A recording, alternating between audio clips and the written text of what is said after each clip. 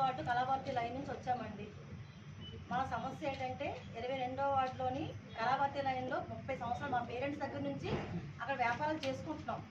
Present కూడా చేసుకుంటున్నాం. కాకపోతే గత సంవత్సరం నుంచి మా ఏరియా కార్పొరేటర్ గారు పీతలమూర్తి గారు అక్కడ మా తోపుడు బళ్ళు తీసేయాలని మా మీద గట్టి ఒత్తిడి తెచ్చారండి. దేనికి తీసేయాలి సార్? ఎందుకు తీయాలంటే మేము గవర్నమెంట్కి పర్ డే 20 రూపీస్ పే చేస్తున్నాం. అదనంగా 40 రూపీస్ కూడా పే చేయమంటున్నారు. అదనంగా 40 రూపీస్ మేము ఎందుకు పే చేయాలి? మేము పే చేయలేమని చెప్పినందుకు సరే అయితే ఇక్కడ మీ దానికి షాపులు ఎవరు ఉండవు, తోపుడు బళ్ళు తొలగించాలని మాకు ఖర్చులు పెడుతూ ఉన్నారు. మేము ఇష్యూ చేస్తూనే వచ్చామండి. అప్పటి నుంచి అది వాదన చేస్తూనే వచ్చాం. కాకపోతే ఒక సుప్రీం హైకోర్టులో మేము మీద కేసు వేశారు. మాకు ఎటువంటి ఇన్స్ట్రక్షన్ ఇవ్వకుండా, మాకు ఎటువంటి నోటీస్ ఇవ్వకుండా శనివారం వచ్చి మా తోపుడు బళ్ళు తొలగించడానికి మొత్తం బందోబస్తు వచ్చారండి. టౌన్షిప్ ప్లానింగ్ వాళ్ళతో ఏరియా పోలీసులతో అందరితో వచ్చి మా బళ్ళు తిరగడానికి ప్రయత్నించారు. మేము అడ్డుకున్నాం. మాకు ఎటువంటి ఇన్స్ట్రక్షన్ ఇవ్వకుండా మా తోపుడు బళ్ళు తీయించామంటే ఎలా అండి? హైకోర్టులో కూడా ఒక చట్టం వచ్చినట్టు ఉంది కదా, తోపుడు బళ్ళు తొలగించాలని లేదు కదా. అక్కడ ఒక లైన్ పరిధి గీసి రోడ్డుకి 5 అడుగుల లోపల మీరు వ్యాపారం చేసుకోవచ్చు సుప్రీంకోర్టులోనే చట్టం ఉన్నట్టుంది సార్. నాకంత నాలెడ్జ్ లేదు, ఉన్న ప్రకారం చెప్తున్నాను. కానీ తోపుడు బళ్ళు తొలగించాలైతే లేదు కదా సార్. మాకు ఎటువంటి ఇన్స్ట్రక్షన్ కూడా తోపుడు బళ్ళు తీయమంటే మేము ఎలా బ్రతకాలి? మేము ఏం చేయాలి? మా పరిస్థితి ఏంటి? ఇప్పుడు మా తోపుడు బళ్ళు తీసేస్తే మేము ఎలా బ్రతకాలి?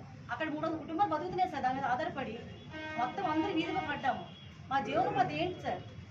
మాకు మీరు అందరూ కలిపి ఒక దారి చూపిస్తారండి. మాకు ఎటువంటి ఆధారం లేకుండా, మాకు ఎటువంటి సపోర్ట్ లేదు కాబట్టి ఇవాళ మీడియా ముందుకు రావాల్సి వచ్చింది. మీడియా మహానులు అందరూ మాకు సాయం చేసి మా వినపాన్ని మా ఎక్కడికి తీసుకెళ్ళి మాకు సహాయం చేస్తామని కోరుకుంటూ వచ్చామండి.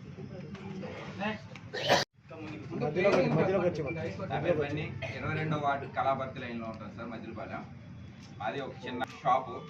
వాళ్ళు మూర్తి యాదవ్ అనే వ్యక్తి కార్పొరేటర్, జనసేన కార్పొరేటర్. మేము ఏం చేసామని సార్? భూములు దోచుకున్నామా? ఏమైనా అక్రమాలు చేశామా? ఏం దోచుకున్నామని ఎర్రమట్టి దెబ్బలు ఏమైనా తవ్విస్తామా? ఏమని మీరు హైకోర్టు వాళ్ళు కేసు వేసుకున్నారు. హైకోర్టులో కేసు వేయాలంటే 2 లక్షలు కావాలంట సార్. 2 లక్షలు. అంత తప్పులు మేము చేసామని ఇంతమంది మీద పొట్టలు కొడుతున్నారు.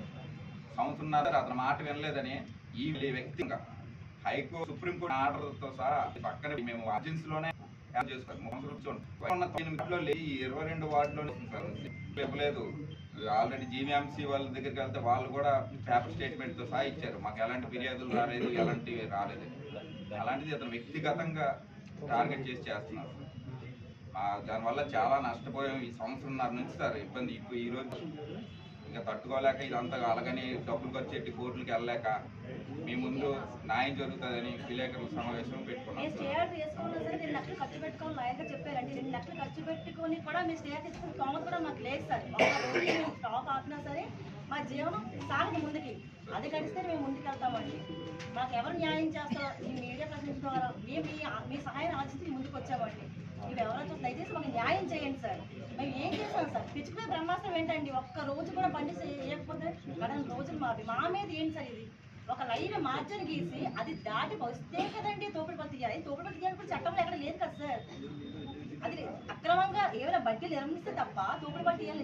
ఈరోజు అమ్ముకుంటాం, సాయం తీసుకెళ్ళి పంట మా ఇంట్లో పెట్టుకుంటాం. ట్రాఫిక్ ఎటువంటి ఇబ్బంది లేదు, జనాలకు ఎటువంటి ఇబ్బంది లేదు. మా పరిధిలో మేము చాలా గౌరవంగా చేసుకుంటున్నాం సార్. మొత్తం వైజాగ్ మొత్తం మీద 22 వార్డు చాలా నీట్గా ఉంటుంది సార్.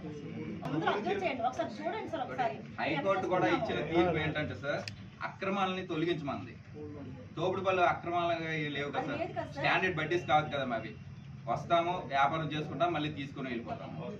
అది కూడా సుప్రీంకోర్టు ఆర్డర్ ప్రకారం 5 అడుగుల లోపల పెట్టాలి రోడ్డుకి. దానికోసం వేరే చట్టం ఉంది, యాక్ట్.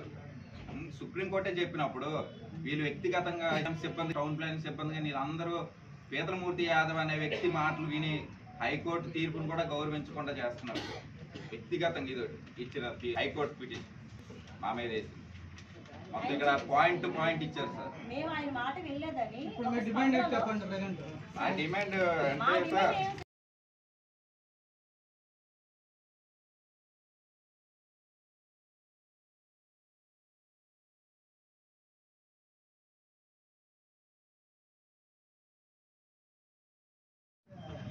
పేదల వల్ల కానీ ఎవరి వల్ల ఏ ఇబ్బందులు లేవు, ఫిర్యాదులు లేవు, ఏమీ లేవు సార్. కానీ అతను వల్ల పీతలమూర్తి యాదవ్ అనే ఒక వ్యక్తి కక్ష కట్టుకొని మా మీద అతను చెప్పినట్టు మేము ఎక్స్ట్రా అమౌంట్లు ఇవ్వలేదని ఎలా ఉంటారో మీరు ఎలా బతుకుతారో చూస్తారని కక్ష కట్టి చేస్తున్నారు సార్. ఈ ఎంత లోపు అడిగారు పోయి. ఎంత అడిగారండి ఎక్స్ట్రా అమౌంట్? యాక్చువల్లీ మేము గవర్నమెంట్ కి 20 రూపీస్ డైలీ పే చేస్తాం సార్. ఆశీలు ఎక్స్ట్రా 40 రూపీస్ పే చేయమంటున్నారు సార్. అది మేము కట్టుకోలేము. డైలీ 60 రూపీస్ అంటే మాకు చాలా ఇబ్బంది సార్. 60 రూపీస్ అంటే దానికి తోడు గవర్నమెంట్ ఆల్రెడీ 20 పే చేస్తున్నాం కదా, ఎందుకు 40 పే చేయాలని కూడా అడిగాం సార్. సరే అయితే సవాల్ ఇస్తారు సార్ ఆ రోజు. 40 ఎవరు అడిగారండి? 40 రూపీస్ ఎవరు అడిగారు? వ్యాపారాలు చేస్తారో 40 రూపీస్ ఎవరు అడిగారు? ఎవరు అడిగారు?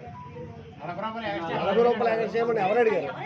అధికారులా ఎంత మూర్తి పేరు చెప్పుకొని వచ్చి ఇలాగా ఇవ్వాలి ఇదంతానే అడిగారు సార్. చెంచాలు ఎంతమంది ఉంటారు సార్ ఏదైనా వాటికి సంబంధించి ఫోటోస్ కానీ వీడియోలు కానీ ఏమైనా ఆధారాలు ఉన్నాయి? సడన్ గా తీలేము కదా సార్. సరే సార్ ఒక్క నిమిషం. కాదు సార్ మేము మా మీద ఎంత కక్ష కట్టాల్సిన అవసరం ఏం సార్? హైకోర్టు మేము చేస్తున్నామా? దౌర్జన్యాలు అక్రమాలు ఏమైనా భూ కబ్జాలు ఏమైనా చేస్తున్నామా? ఒక తోపుడు ఒక్కరోజు షాప్ వేయకపోతే జీవనం గడదు మాకు. అలాంటి మా మీద కక్ష కట్టడం ఏంటి సార్? పెద్ద పెద్దల దగ్గరికి వెళ్ళి ఏది చేసినా ఏది అవ్వట్లేదు సార్. కాదండి, న్యాయం మీ వల్ల అవుతుంది అనేసే వచ్చాం. ఏంటి మీరే న్యాయం చేయాలి. కలిసాం సార్, నిన్న కూడా కలిసాం సార్. అంటే వాళ్ళైతే మాకు హెల్ప్ చేయడానికి ప్రతి ఒక్కరు హెల్ప్ చేయడానికి చూశారు సార్. కానీ ఏమైతే ఉందో తెలియదు. తవర మా దగ్గర మేము వెళ్ళట్టే వస్తామంటున్నారు, ముందుకు వచ్చి చేస్తామంటున్నారు. మా దగ్గర మళ్ళీ ఎవ్వరు ప్రజలు జిరాక్స్ సెట్ మొత్తం జరుగుతుంది సార్. ఇచ్చి మా బాధ చెప్పుకుంటా పెట్టారు ఇది చేశారు. 1 మంత్ హైకి వెళ్ళి ప్రతి ఇంటికి ప్రతి అపార్ట్మెంట్కి వెళ్ళి వాళ్ళతో సైన్లు వాళ్ళు సైన్ చేయని ఇదంతా అనుకుంటే అక్రమంగా కాలువ మీద కట్టారనో ఏదో గోడ ఎరగొట్టాలనో వాళ్ళని బెదిరించి మేము అద్దెకుంటున్న ఇంట్లో వాళ్ళని కూడా వాళ్ళని ఖాళీ చేయిస్తారు లేదని బెదిరించేస్తారు. చాలా మంది అలా భయపడి వెళ్ళిపోయారు కూడా పక్కకి. మళ్ళీ మేము పోరాడి చేసుకొని చేస్తే మళ్ళీ వచ్చాం.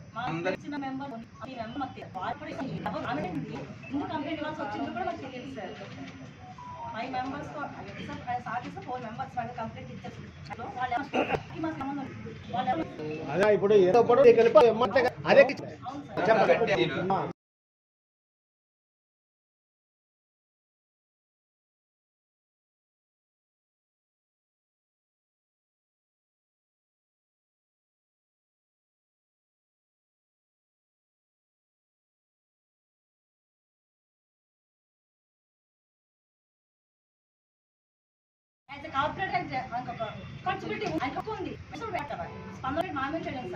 చాలా రాజు ఎందుకంటే ఆడవాళ్ళు కూడా మేము కష్టపడుతున్నాం సార్. ఈ ఇరిగేషన్ మేము ఒప్పుకోవట్లేదు. మాకు ఏం కావాలి? మా ప్లేస్ మాకు మాకు ఇవ్వాలి. మేము చాలా వ్యతిరేకంగా లేదు. మా పనిలో మేము వాళ్ళు కష్టపడి చేసుకుంటాం సార్. దాన్ని ఎడ్యుకేటెడ్ అయ్యి ఉండి మా కాలు మేము బతకాలని మేము అనుకుంటున్నాం సార్. ఏదనుకుంటే తీసేమంటే మాకు కుటుంబానికి మాకు పోషించాలి, లేదంటే మాకు ఒక జాబ్ అయినా ఇవ్వాలి సార్. ఏది ఇవ్వకుండా మాకు ఒక ఉద్యోగం ఇవ్వకుండా మాకు మా కాలం బతకలేకుండా ఎలా బతకాలి సార్? ఇది కూడా తీసేస్తే మాకు చావే సరణ్యం సార్. ఏం చేస్తారో ఎవరు చేస్తారో మీ మీడియా ప్రతినిధి ద్వారా రిక్వెస్ట్ చేసుకుంటాం సార్. మాకు న్యాయమే చెయ్యండి. ఇక మాకు పోరాడే ఓపిక కూడా లేదు సార్. సార్ 350 కుటుంబాలు సార్. మండే బజార్ చందు మాట్లాడు. చంద్రశేఖర్ అండి, మాది సోమవారం సంత అండి. వారం వారం అయ్యి సంత అన్నమాట. అంటే ఇప్పుడు టౌన్లో వారం వారం సంత అవుతాయి కదండి, ఆ సంత అన్నమాట. వారం వారం అయ్యి సంత సాయంకాలం 4 గంటలకు వచ్చి రాత్రి 9 గంటల మేము ఖాళీ చేసి వెళ్ళిపోతాను. కానీ ప్రతిసారి మాకు లాస్ట్ టైం ఇంటిమేట్ చేయకుండా మా దుకాణాలు తీయమని చెప్పి వాళ్ళ మనుషులను తీసుకొచ్చి మొత్తం పరదాలు సైతం కూడా లాగేశారండి. ఒకళ్ళిద్దరు కాదు, మొత్తం చాలా మంది వచ్చారు, పరదాలు సైతం లాగేశారు. సార్ ఇదేంటి సార్ మాకు ఇదేంటి అంటే మీకు ఇక్కడ వేసుకోవడానికి అవకాశం లేదు అని చెప్పారు. సార్ మేము లోన్కే వేస్తాం కదా సార్, బయట కూడా వేయట్లేదు, ట్రాఫిక్ కంట్రోల్ లేదు, ఏది ఇబ్బంది లేదు, ఎవ్వరికి ఇబ్బంది లేదన్నా సరే అస్సలు ఆగలేదు సార్. మీరు తీస్తారా తీయరా, ఎందుకు తీయరు? వాళ్ళ మనుషులను తీసుకొచ్చి మా పరదాలు కూడా ఎదిరిసిన రోజులు ఉన్నాయి సార్. చాలా గొడవ చేస్తాం, చాలా కంప్లైంట్, చాలా జిఎం ఆఫీస్కి వెళ్ళి కంప్లైంట్ కూడా ఇచ్చాం సార్. అక్కడ వాళ్ళు ఏంటి చెప్తాను, మాకేం సంబంధం లేదు, మాకు ఎవరికి ఏ రిపోర్ట్లు రాలేదు ఇవ్వడు సార్. పోలీస్ కంప్లైంట్ కూడా ఇచ్చారు సార్. వాళ్ళు కూడా ఏం మాట్లాడలేదు సార్. అతను చెప్పినట్టు చెయ్యండి అని చెప్తున్నారు, వాళ్ళు కూడా వాళ్ళు చెప్పినట్టు చెయ్యండి అని చెప్తున్నారు. ప్రతి ఒక్కరు దగ్గరికి వెళ్ళాను. ఆఖరికి రామకృష్ణ గారి బాబు దగ్గర కూడా వెళ్ళాను సార్. వెళ్ళి కనిపించి సార్ ఎలా ఉంది, నేను మాట్లాడతాను, మీరు వెళ్ళిపోండి. దగ్గర మాకు సంవత్సరం నుంచి మాకు ఇబ్బంది పెడుతున్నారు సార్. ఎవ్వరి మాట ఎంతో లేదు సార్. మాట ఎంతో ఎంత కొద్దో కన్నా ఉంటాయి సార్. సాయంకాలం 4 గంటలకు వస్తాం, 9 కల్లా వెళ్ళిపోతాం. ఇప్పుడు మీకు సొంత ప్లేస్ మార్చారు కదా మీకు. లేదు సార్, లేదు సార్. ప్లేస్ మార్చలేదు సార్. లేదమ్మా మార్చారు కానీ అసలు అక్కడ ఎవరు ఉండరు సార్. ఎవరు లేని దగ్గర అందరూ ఉన్న దగ్గర చేస్తే వస్తాయి కానీ ఎవరు లేని దగ్గర మనుషులు వస్తేనే కదా సార్ మేము వ్యాపారం చేసుకోగలం. ఎవరు లేని దగ్గరికి వెళ్ళి వ్యాపారం ఏం చేస్తాం సార్? కలబాటి రోడ్డు ఇదో సార్ 100 అడుగుల రోడ్డు సార్. ఇందులో బస్సు కానీ హాస్పిటల్స్ లేవు, బస్సులు రావు, అంబులెన్స్లు వెళ్ళవు. 100 అడుగుల రోడ్లో మేము ఏదో మూల పెట్టుకొని చేస్తే ఇక్కడికి వచ్చిన ప్రాబ్లం ఏంటి సార్? సంత కూడా ఈ రోజు నిన్న స్టార్ట్ అయింది కాదు కదా, కొన్ని సంవత్సరాలు బట్టి చేస్తున్నారు. ఎవరికి లేని ఇబ్బంది ఇదంతా ఇతనికి వచ్చింది సార్. ఈ 98 వార్డులో లేనిది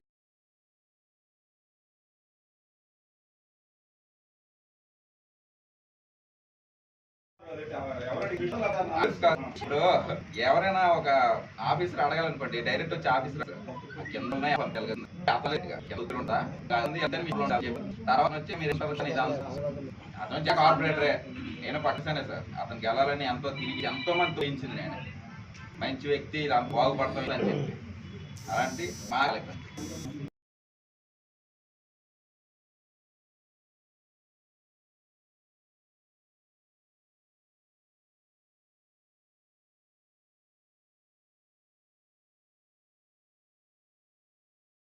నుంచి వాళ్ళు ఈ వ్యాపారం చేసుకుంటూ, ఎందుకంటే గవర్నమెంట్ ఎంప్లాయ్మెంట్ క్రియేట్ చేయలేదు వాళ్ళకి. ఎంప్లాయ్ అయినా కానీ వాళ్ళందరూ మహిళలు, అందరూ పిల్లలందరూ కూడా వాళ్ళ యొక్క జీవన వృత్తిని గడుపుకోవడానికి వాళ్ళు చిన్న చిన్న వ్యాపారాలు చేసుకుంటూ ఈ రోజున ప్రభుత్వానికి ఏ విధమైన ఆటంకి కలిగించుకుంటా వాళ్ళు ఏంటంటే హైకోర్టు ఆర్డర్లు ఏం చెప్పారంటే రోడ్డు బ్లాక్ చేశారు అని చెప్పారు. అంటే కోర్టుకి ఫాల్స్ ఇన్ఫర్మేషన్ ఇచ్చారు. వాళ్ళు ఫాల్స్ ఇన్ఫర్మేషన్ ఇచ్చారు.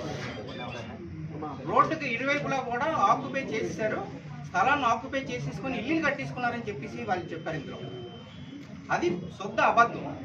ఎందుకంటే ఒకసారి మీరు కూడా వెళ్ళి చూడండి, అక్కడ ఏ విధమైన కూడా లాస్ట్ ప్రభుత్వంలోని 188 కోట్ల రూపాయలు మార్కింగ్కి ఖర్చు పెట్టామని చెప్పేసి వాళ్ళ లెక్కల్లో చూపించారు. ఎక్కడ మార్కింగ్ లేదు, ఏమీ లేదు. 188 కోట్లు ఏమైంది ఇప్పుడు కూడా అర్థం కావట్లేదు.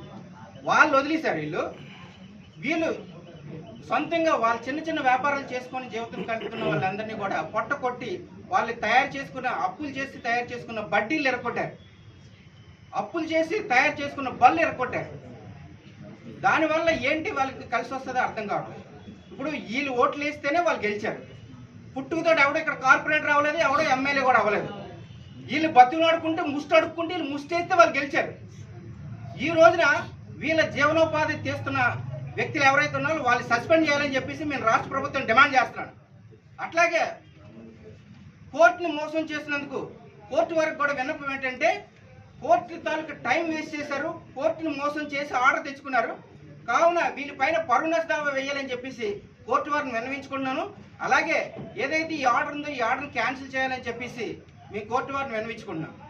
ఆ విధంగా వీళ్ళకి ఎంప్లాయ్మెంట్ కలిగిస్తారని, వాళ్ళకి కావాల్సిన పనిముట్లు ఏవైతే ఉన్నాయో, అత్యవసర నిత్యావసర పనిముట్లు ఏవైతే ఉన్నాయో అది ప్రభుత్వమే కల్పించాలి. యాక్చువల్గా ప్రభుత్వం కల్పించకపోయినా సరే వాళ్ళు అప్పులు చేసి తెచ్చుకొని పెట్టుబడులు పెట్టుకొని జీవనం సాగిస్తుంటే ఈ రోజున దాన్ని కూడా వాళ్ళ పొట్టలు కొట్టి చిన్నపిల్లలు ఇప్పుడు స్కూల్ ఫీజులు కట్టుకోలేరు, వాళ్ళు ఉండడానికి ఇల్లు లేదు, వాళ్ళకి తినడానికి తిండి లేదు. ఇటువంటి వాళ్ళపైన మీ దౌర్జన్యాలు ఆపాలని చెప్పేసి ఇక్కడ ఉన్న కార్పొరేటర్లకి ఎమ్మెల్యే కూడా నేను హెచ్చరిస్తున్నాను. లేని పక్షంలో రానున్న ఎలక్షన్లు మీ యొక్క అందరు డిపాజిట్లు గల్లం చేస్తాం కాబట్టి. Thanks for watching. Please subscribe our Spy News Live channel.